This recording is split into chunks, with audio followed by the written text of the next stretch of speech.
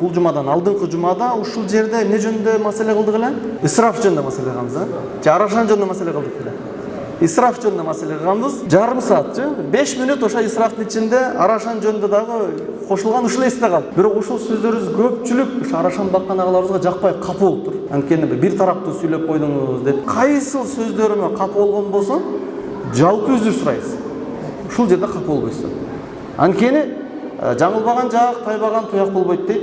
Акыйкатты айткан адам эч качан уят болбойт.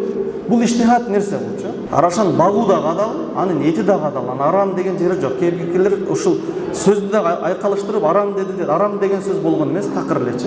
Бул адам эти дагы, кылган жумушу да.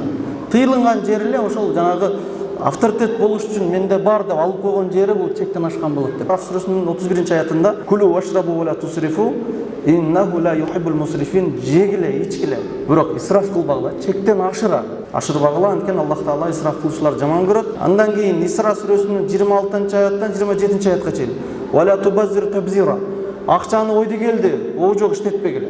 Акчадагы исраф жөнүндө айтылган. Иннал мубаззирина кану ихвана шаятин, исраф кылуучулар акчаны, булар шайтандын шериктери. Ушул аяттарга дал келет деп иштихат. Иштихат билесиздер, адамдар ушундай иштихат кылса, бир алымдыкы, экинчи бир алымдыкында ал башкачараак көрүнүшү мүмкүн. Буга чейин дагы дамылдарыбыз дагы айткан, ошолор катарында биз дагы айттык иншалла. Палан жалгандан эле бири-бирине соода кылды, мен алдан алып алдым, сата албай жүрөм дегендер кайрылган.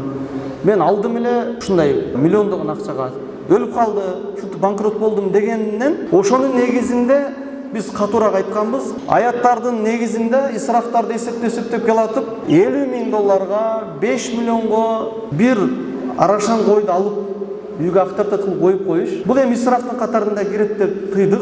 Бирок ошол эле маалда акчасын банкрот болбой турган деңгээлде фермерлер, мисалы алып туруп, башка ошонун аркасынан козуларды чыгарып, анан пайда кылган болсо, бул жакшы эле нерсе. Бул эми 50 жылдык эмгек. Муну четке кагылбайт, анткени бул 50 жыл дегени 1970-жылдан 2021-жылга чейинки эмгек.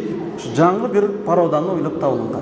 Ошол баш жагы ошол 1977-жылы Тажикстандан алып келинген гисар кочкор менен ошол биздин Кыргызстандагы курчу жүндүү куйруктуу койдон алынган селекция. Анан өз ара көбөйтүп туруп чыккан. Бул азыр аябай эле биздин коомчулукта көбөйүп, биз башка жакка да экспорттоп, бул болсун, бул жакшы эле нерсе. Бирок ар бир нерсенин өзүнүн чеги бар. Ушул баягы Курандагы аятка келип калбаш керек чегичи. Биздин максатыбыз эле ошол. Адам кандай болсо дагы Аллах тыйган чекке келип калбасын деп элечи.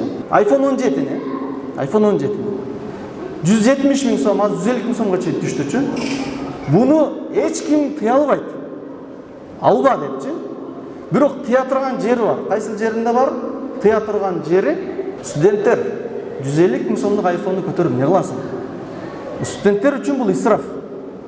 Ал iPhone'у исраф, арам бул эсептелет. Неге дегенде, өзүнүн контрагынан атасынан акча алып төлөп атса, апасынан акча алып төлөп атса, кээде жегенге акча таппай турат, бирок көтөргөн телефону 150.000 сомдук.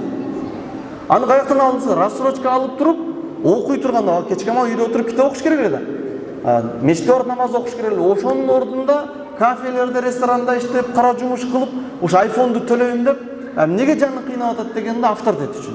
Ушул жагы мына аятка дал келип калат. Ошол сыяктуу башка нерселер дагы ушунга салыштырыла берет да. Бир 5 миллион сомдук бир жандык деген нерсе кимдир бирөөгө фермер өзүнүн жолун билет, анын аркасынан акчасын чыгара алат. Ал жакшы эле нерсе. Кимдир бирөө бар, жөнүн алып туруп, баасы кесип сатып берем деп туруп, бирок аны сата албай кармап отурганга, ал бул башка маселе. Алар ошо исраф болуп эсептелет.